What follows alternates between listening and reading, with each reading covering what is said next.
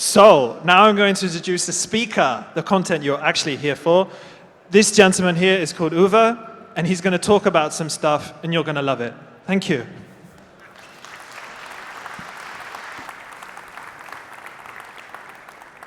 Well, we'll figure out if you're going to love it or not. So, thanks a lot for coming to my talk, and I'm really glad to be here to share some ideas I made over the last 10, 15 years. Because what I've observed is that architectural work actually changed.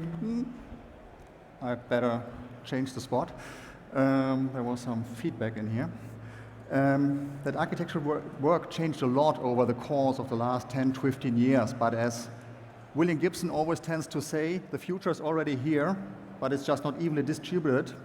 So also this knowledge is not equally widespread. There are some people who are really aware of that, but many places where I go, I see that people are still more in times thinking about architectural work like we did in the early 2000s or something like that. And yeah, I would try to share my findings with you about what I learned about architectural work on my journey in the last 10, 15 years. When I submitted the talk, I thought, yeah, it's an easy 30-minute talk, 10 minutes left then as a buffer, and then I created the slides, and well, eventually I figured out it would be more like a 2.5-hour talk. And so what I did for the last week is trying to bring it down to 45 minutes. We'll see how it works. But if there are any things that I'm not touching deep enough because I cut down too much, you can reach out to me on the conference site for the rest of the day. I'm happy to discuss all the things. You can find me on Twitter. You can download the slides on Speaker Deck later on. I will upload them later the day. And also there's a blog I write a lot of things about, and quite some of the topics I will touch here you will find also there. So hopefully there's something to find in case you still have questions that are not answered already. Okay. Let's get started then. So I talked about things changed a lot. So let's create a baseline first. How has it been in the past? So I would say around 2008. Your mileage may vary, so a little bit earlier or later. But back then, when we talked about architectural work, typically in enterprise context, so the setting was there were many internally used systems, a few external ones.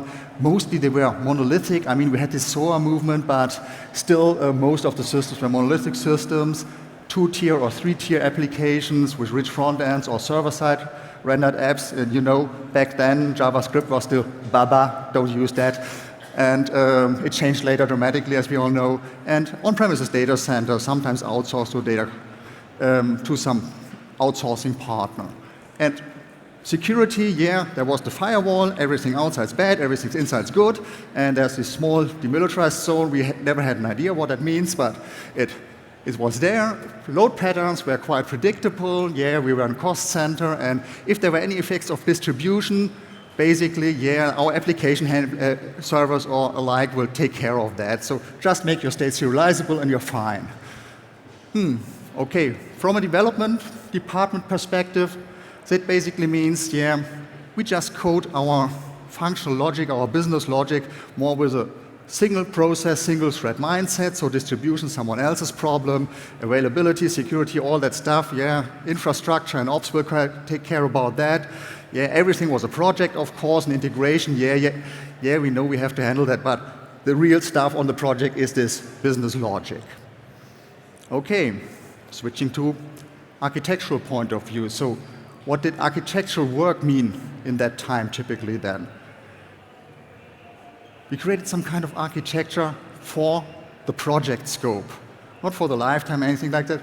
Cost efficiency was the most prominent driver. I mean, sometimes the architects struggle with the project manager always won, and so yeah, project scope architecture. And the focus was typically on the system structure, so yeah, layers everywhere, and there's this big chunk, business logic in there, and we were fine choosing some technology and everything was done.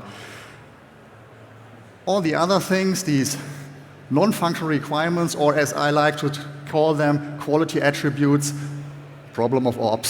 So they had their predefined solutions. We had just to deliver our code into that, and that's it basically. Performance, well, as long as the clients did not, or the customers did not complain, we did not really take care about that as architects.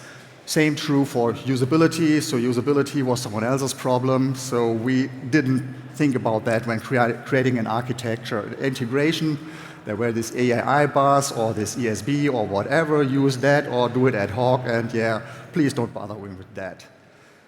And finally, so core area of tension that we had to deal with is this project manager versus architect. We want to have some maintainability and changeability in our code, and the project manager always said, well, that costs too much, so let's cut it down, basically. And if we talk about speed of change, it was mostly determined by our project lead times, which were typically measured in months or years. So speed of change, yeah, we had to change stuff, but it was not that fast. If we create a picture from that, we will have up there this core area of tension, so maintainability versus project efficiency, and here's the project manager who always won the discussion, and we mostly focused on structure. And everything else was more like, well, someone else's problem, or yeah, a minor design consideration. So that was the work of architects, mostly before 2008 in most projects I've seen. So create building block design, decide technology, and yeah, fit yourself into the predefined constraints ops have given you. Then, after that, we moved into the age of confusion, as I like to call that, at least from an architectural perspective. Age of confusion is everyone went agile. And don't get me wrong, Agile did a lot of great things. The Agile movement was very important. I mean, let's not look at the fact that most enterprise Agile implementations don't have to do a lot with agility, but that's a different story. Still, it also had some effects on this architectural thinking, because there was this architecture-centric thinking back in the 1990s. So yeah, we are these super smart architects, and we create our architectures for the eternity, and all you stupid peasants can just fill in your code or your business requirements into that, which was complete nonsense. I've really seen keynotes which went more or less like that. It didn't say peasants, but that's the only thing that was missing in there. And so developers became the new kingmakers. There's a book also, which it actually became. But it also had some effects on this architecture thing, which was more like these battle cries. We don't need these bloody architects. The dev team is the architect. And we don't need any architectural work. Architecture emerges. Or at least we do something similar to what they did before, and all these things. As always, there was something valid about that movement, but quite often they ran across the sweet spot. So from this whole architectural centric thinking to no architecture thinking, which is, well, complicated. And there was a lot of confusion going on. The point here is, in that time, architecture and the demands requiring architectural work changed dramatically. We got a lot new drivers we will talk about in a minute, like cloud computing, mobile phones, polyglot persistence, big data with the ongoing effects of digital transformation, which I will also talk about in a few slides, and security demands change a lot, and all these things change a lot. Unfortunately, architectural work mostly stood still. I mean, we were still there. Or if you were really unlucky, we were here. So if your agile team came up after a few sprints and said, we need some refactoring sprints, which basically meant we messed up our code base from greenfield, and sorry about that. Well, okay. What did change? So why is architectural work a completely different game these days? I collected 12 drivers. I know 12 are way too much, but I try to keep it comprehensible in some way, in short. We could have a whole talk about each of them, so I just give a short glimpse of that and what it means to architectural work. The first four ones are about technology. We had the cloud revolution. I mean, completely new solution options. No longer make or buy, but make or buy or lease, managed service and all that stuff is going on. We pay for the usage. We have this elasticity thing, which also has a big effect on our bill. Moving data around has now a price tag, which is completely new compared to the other options. And we have to create highly available solutions on top of non-highly available hardware and infrastructure. And it had a lot more effects, but on the architectural side, it basically means, if we start with that picture, again, that quite some of these quality attributes have become a lot more important, those that we didn't talk about that much. I mean, we have economic efficiency, which became a big driver, and project efficiency not so much. Also elasticity, the new options, we have to care about data flow and all these other things like resilience, so because of the non-highly available, so scale out and highly available hardware and all these things. So already quite a change. Let's add the next one. Big data, machine learning and AI, which means we have huge amounts of data now. We have to move around not just a few gigabytes or 1 or 2 terabytes, but huge amounts of data, which means also that this data flow thing becomes really important because we want to process all that stuff. And we have this polyglot persistence, figuring out what's the right solution, because it makes a huge difference which solution you pick. And all these new options that we have as a service for machine learning, AI, and so on, and trying to use those. So from, again, if we go look at the picture, so interoperability, so integration, all that stuff becomes a big topic, and durability becomes the options, so making sure that your user still sees or will live long enough to see the answer to the request they had. And all that stuff became a very different game.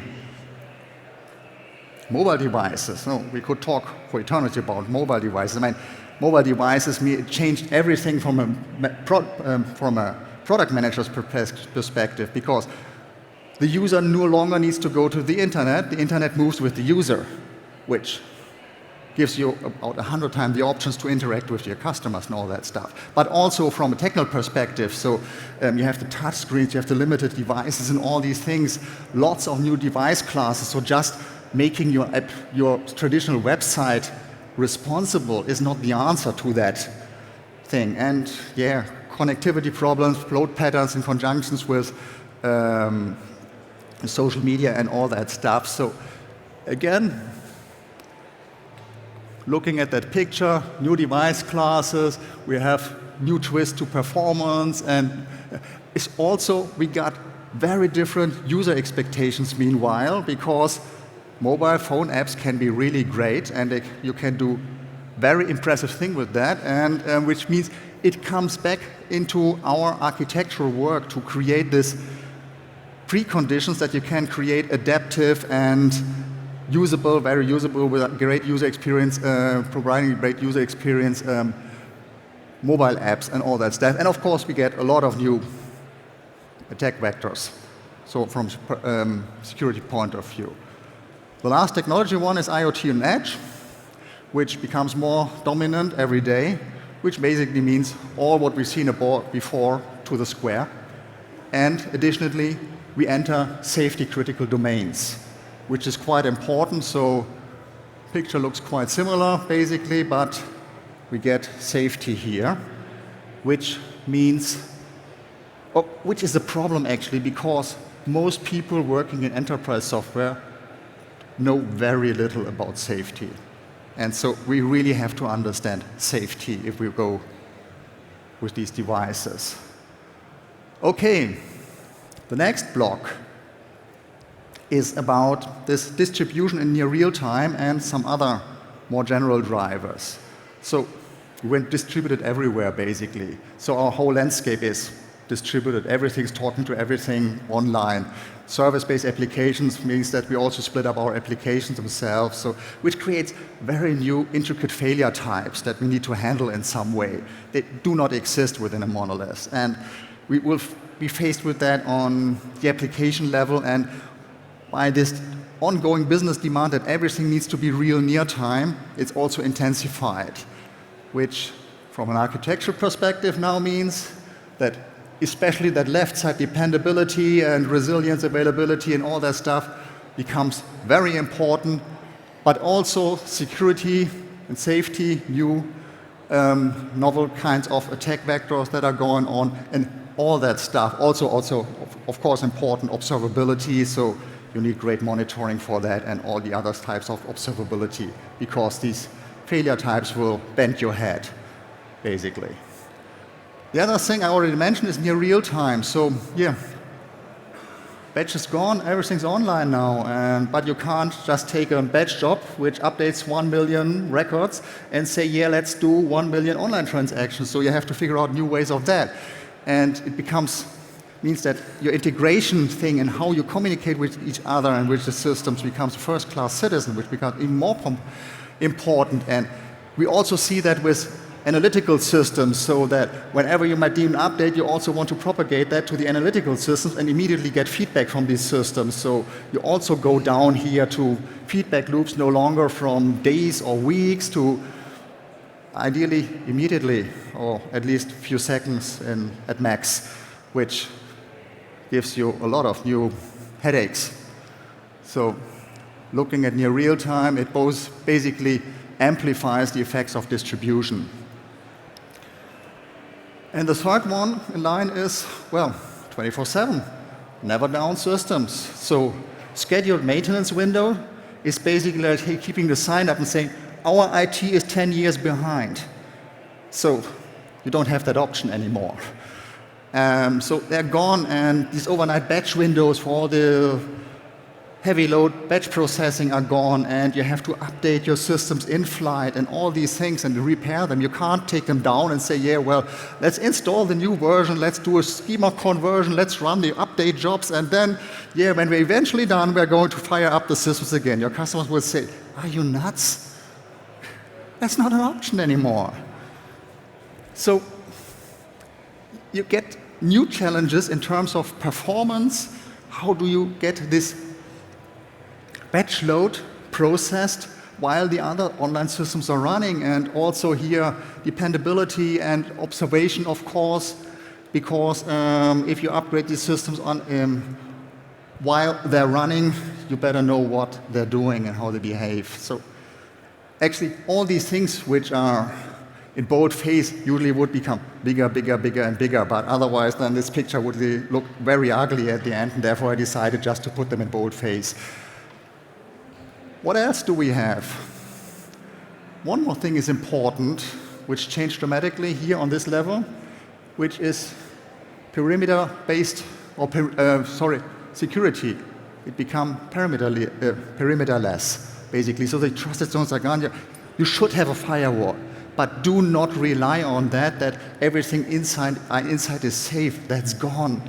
So we are with zero trust, we are going with micro-segmentation, we go beyond corp if we integrate here remote work, bring your own devices and all that other stuff in there. So security is a core component of architectural work and a lot of other things, which here looks quite innocent. Actually, the secure thing would need to be like that. And observability, new challenges again for observability, of course. And then finally, we have 4 mega drivers, overarching drivers. The first one is digital transformation, the most misunderstood term in whole IT and outside of IT. In its core, digital transformation means IT and business become inseparable. They're the same thing. Or as I like to phrase it, IT and business today are the same side of the same coin. And on the other side of that coin is your market and your customers. So if you're still talking about IT or business IT alignment, my counter question is, what the heck have you done the last 20 years? This is ongoing every single day. So IT being integral part of all business offers, of most of our user interfaces, IT also enabling new business models, think in platforms and APIs and all what that's going to do. I mean, Stripe wouldn't be possible without IT. I mean, there's no human in the loop anymore. There's just an API in the way, and that's it. And they're very good and a very successful company. And it also means IT has become IT has become an indispensable part of our business and private lives. Shut down IT today, and there will be chaos on the streets. Not figuratively, literally. So, digital transformation also means for all of us, we face the Peter Parker dilemma. With great power comes great responsibility. And this also affects architectural work. If you look at the picture here, it basically affects everything. And it also means that it's no longer enough to look at the systems, the technical systems alone. We also need to look at the human needs of the users, of the people affected around. And so we have to talk about socio-technical systems. I know that term has become quite popular in the domain-driven design community, which is a great thing. Unfortunately, I don't hear it outside that community very often. So keep it in mind, socio-technical systems, important to remember. And of course, all the other things, especially security, safety, of course, because it's indispensable. Well, the next one, also a mega driver, I think, is post-industrial markets. The last century was dominated by industrial markets and industrial production. And if you take away all the things from these, all the ideas, and go down to the core assumption of industrial production is your demand is a lot bigger than supply. Sales are mostly guaranteed, or at least you can create a condition where sales are mostly guaranteed. So you define how fast you will change things, how often you release things and all that stuff, and your key to success is produce as much as possible, as cost efficiently as possible, because you sell the stuff.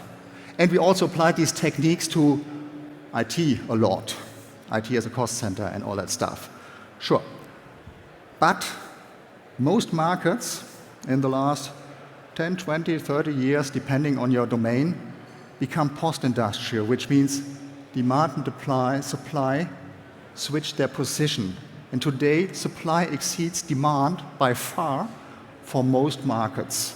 So, which means they're customer-driven markets. And the companies who adapt to the needs and the demands of the customers the fastest will be the most successful. So, which means you have to ask a lot of questions. Do you like that? Do you like that? Do you like that? Because your customers also do not know that. I mean, nobody would have said, hey, I want to have a smartphone in 2006. You know the story. And but also with smaller changes, it's the same thing. You only know that you like it if you see it. So we have to ask a lot of questions. And digital transformation, business IT does the same thing, which means, well, your IT must also be fast. And now we're talking about lead times through your IT value chain. So bringing an idea, a business idea, out to the customers to learn from their feedback. We more talk about hours or days and no longer about months or years. And we need all that continuous feedback. We have to build that into our systems. And of course, creating such systems and running such systems means that we have a lot more complex collaboration model on our side to make that work. So if you look at that here, you also see a lot of things that are affected also here, usability, adaptability, changeability, becoming really fast. And again, also looking at the socio-technical systems on development on operations side. And not forgetting the user side. Okay, second last one. You almost got it. You're almost through. Is an emerging one, which is exploding complexity, which I see in most places, which I think will be a very big driver in the future. I mean, we already drown in complexity. We really do not understand our system landscapes anymore. And how do we respond? We add more complexity to that every day due to some broken governance and budgeting processes, project thinking thought, so just thinking about short-term costs and all that things. Also thinking about important decisions not made, as Gregor Hopi phrased that, then excessive complexity is nature's punishment for organizations that are unable to make decisions, which we see a lot in enterprises. So should we do it this way or that way? Oh, we don't know already. We could maybe use both things, so let's do both things. Okay. And what we're also doing as a development and architecture community, which is, oh, we have a lot of complexity. Oh, let's add this new framework. Let's add this technology. Let's add this technology. We'll make it all great after a short while. Or the architects coming along and saying, well, here's this initiative, so let's current incarnation. I've seen about 6 or 7 waves of that in my career. So let's do everything in microservices. Of course, it does not integrate well with the existing landscape, but after we will have eventually converted everything to microservices, it will be great. It will never be in this state. Heterogeneity is the normal state of your systems. Accept it. Build systems that work with heterogeneity, that integrate into that, and that also can be removed afterwards if you don't need them anymore. I mean, simply think about the idea, construction for deconstruction. Create systems that you can remove in a day as a benchmark, and the rest of your landscape will still be moving. I'm sure you won't find any single system in there, and it gives you a lot of interesting new forces, what I call system empathy over there. And finally, ecological sustainability, also green IT, also it comes to us, yeah, sure. And the interesting thing about green IT is that even though it looks very innocent down here as a driver or a force, quality attribute, it creates a very interesting counterforce to many of the other quality attributes. And that makes it really particularly interesting and also challenging in some way. So, looks a bit differently, and we somehow lost project efficiency along the way. Well, I think that's okay. You remember in the first picture we had these 2 arrows of opposing forces. Here are some of the forces that we have in here. So it's more like the quality attribute Death Star that we have to deal with these days, I would say. And this is also not the whole truth, because all these things need to be balanced according to different stakeholder groups, short-term versus long-term, and all these forces influence each other in some way also, and. So it's a quite complex game. So if you would try to put that on a single slide, I will try that. It's the most complex slide of this talk. What has changed in the last decade? Our focus on structure is not sufficient anymore. Communication and data flow has become indispensable to think about that. Literally, the limited view on the project, forget about that. Your economic perspective over the life cycle has become much more important. Also, integration is not a byproduct of your project, but it's probably sometimes more important than the business logic itself. Some places, security has become #1 topic. We have to deal with lots of different device classes. With IoT, it becomes even more complex. We run into safety-critical domains, and we have to learn what safety is. Where are we down? Yeah, load has gone unpredictable. We have to create dependable systems, and available systems, reliable systems, and we have to fight all these new failure modes of distributed systems in some way. We have to deal with the massively increased user expectations in our system design, so we can't ignore UX and all that stuff anymore. We have really to understand those needs. We need to have a holistic view, not only looking at the technology, but also on the people involved, on development, in production, and using those systems. Where else? Here we are. So yeah, adding the feedback loops. We have keep up with the new options that we have, and every day there are several more. We have to find new ways how to tackle our complexity, and there are a lot of counter forces we need to deal with, basically. When I created that slide, I should have known that 30 minutes would never be enough for that, but, well, I'm a late learner. Yeah. Wrapping that up is here. So, lots of new challenges, lots of new tasks, different ones, partially completely new. So, yeah, of course, that's a very different game than that one, obviously. So, what can we do to address all that stuff? To be honest, that would be more than 2.5 hours. That would be 2 days, 3 days, the whole weekend, whatever. A lot of things. The most important thing is probably to recognize it, to be aware of it, that we have to take care about that. That's about 50%. And then we have to figure out how to do that. Another good thing is there will be a lot of talks here on the conference which will address certain aspects of that. So enjoy those talks and get some idea. I only want to briefly touch a few little things here, so which I think are quite important to understand. First one is discussing collaboration one more time. I mean, of course, ideas like emergent architecture don't work anymore in that context. It's also not sufficient enough to say, here's a building block structure, here's some technology, and then now go on and do the stuff like that. So it's hard work and quite careful decision making.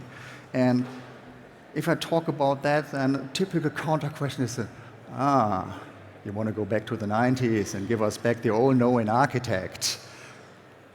Nah, don't want to do that. But, that's important, we need to understand what's needed. We need to have the skills to tackle these challenges, to work with all these forces to understand what they're doing. And we need someone who drives it. I mean, in Germany, if you say, oh, the team is going to take care about that, in Germany there's a saying, team, that's an abbreviation for toll ein anderer macht's, which translates to great, someone else taking care about it. So someone should be in charge, which is, by the way, true for most of team topics. Having said that someone should be in charge, that's not a single person game. No one can master all of that. So it's a team effort, but we need a different kind of collaboration. We cannot just say, here's the dev team, and dev team's doing that, because that's very different skills that we need to master to really do that. Programming is a very, very important skill, but this is a different skill set that we need to really understand these forces and figure out solutions and so on. Some developers have these, some developers don't. Some people outside development have these, some of them don't. And so we have to figure out new collaboration modes. So some work better, some work less. It's still a journey, and we have to go away from the extremes. So everything's just a team and everything's just a single person. It's always a moving force and back, and all these things, adding people in and out. Play with it, and don't fall into extremes. And the other thing is, are we back to our big design up front? Because that's so hard. Again, I would say no. There are a few places where big design up front is a perfectly sensible approach, but there are very few places. Most of the time, we have to iterate in some way. We have to plan a little bit, do a little bit, learn a little bit, and iterate. But it's important to start with plan a little bit, and then to move on to the other parts. So, but that's a spectrum basically, depending on the task that you have. I did whole workshops about that, how to figure out that spectrum and all these things. But that's, again, different talk. A few more words about skills. I mean, also would be at least 1 hour to talk about, just to count all the skills, but just we'll talk about 3 things. The first one is we have to become better in what architecture work actually is about, which is what I wrote here. That's my 4E model somehow, which is examine. You have to understand the problem holistically from all perspectives, from all sides. You have to explore. You have to figure out solution options. Be aware, there's an S, plural. I cannot count the numbers of times when I came to a client and said, yeah, well, or they came to me and said, well, here's our architecture and blah, blah, blah, blah, blah, mostly driven by the current hypes on the conferences and so on. I said, okay, and what kind of problems do we try to solve? Oh, we don't know yet. The business department is still writing the requirements spec or later the backlog. So, and well, okay, good luck with that. And so this part, trade-offs, everything has a price. Every decision has a price. So you get something, you pay something. Always be aware of that. There's no decision which is always good. And helping the stakeholders to make the best possible decisions, which is basically, communication, collaboration, all that stuff, because most of the time, the architects don't make the decisions themselves. They help other people to make decisions. So being an architect usually is a humble job. Or at least it should be. And being humble is a good property, by the way, in this context. The other thing I would like to stress a little bit, and we have several talks about that later on in the conference, I know, mastering the foundations of good design. In the keynote, we saw a paper, a reference to a paper from 1974. Loose coupling, high cohesion. That's basically also 1974, structured design, the paper. Separation of concerns, also coined in 1974, but actually Parnas, 1972, already talked about that in his famous paper on the blah, blah, blah, blah, of decomposition and so on. And he also coined the term information hiding back there. But we are still there most of the time. We haven't advanced that much. We took a lot of technology detours, hoping that these will solve these hard problems, but we never arrived there. So there's still a lot of work to be done. So domain-driven design is a really good starting point. Be aware of the snake oil vendors. They're everywhere where something's popular. And just knowing what some patterns mean doesn't know that you know how to apply that. By the way, same true for that. I mean, I come everywhere and people say, yeah, I know what loose coupling and high cohesion is. Say, okay, show me your design, and well, it's usually then something like low cohesion, high coupling or something like that. It's not that easy. And by the way, these things, if you really know how to master them, they would solve 99% of the things that you usually hope that your technology will solve for you. And of course, understand these new drivers like simplicity, how to create simpler system landscapes, dependability, sustainability, and all that stuff. I'm totally excited that I'm still sort of in time. So the timer says I'm still, I wasn't sure if I would be able to make it. So let's briefly wrap up what I talked about. Because it was a lot of stuff, and again, I left away about 70% of the details, or left them out. So sorry about that. As I said, I'm a late learner. So we have seen that our architectural challenges have changed a lot over the last 10 or 15 years. And from my perception, some people noted it, but I still see a lot of places where people are back in the early 2000s in the way they're doing architectural work. So it has become a lot more complex. We have new counterforces and has become more demanding. We have to find new ways of interaction, and there's no silver bullet for that. So let's learn that together, how we collaborate best to tackle these challenges, and we have to work on our skills to tackle that stuff. Some people would say, yeah, there's a lot of new challenges. I would rather say we have a lot of new opportunities to learn things, to improve ourselves. And I invite all of you to go on that journey with me, and if you figure out something new, share it with the community. There's a lot to be learned. It's an exciting time to be in IT.